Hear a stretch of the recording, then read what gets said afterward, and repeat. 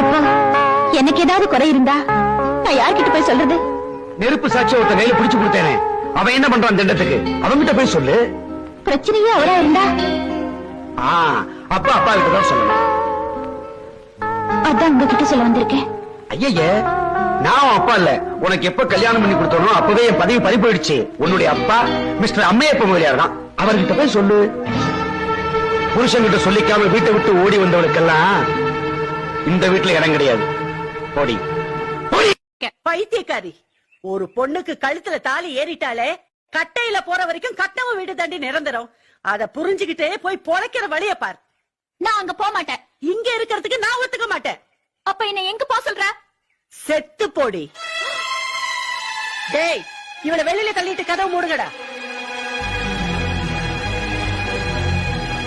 Divorce.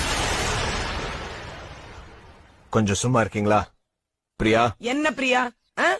கழுத்துல ஒரு தாலியை கட்டிட்டு உன் இஷ்டப்படி அவளுக்கு பிடிக்குதோ பிடிக்கலையோ பல்ல இழிச்சிட்டு உன் பின்னாடி அலையறதா அவளுடைய வாழ்க்கைனா, அப்படிப்பட்ட ஒரு வாழ்க்கை என் பொண்ணுக்கு தேவையில்லையா? Will you shut up?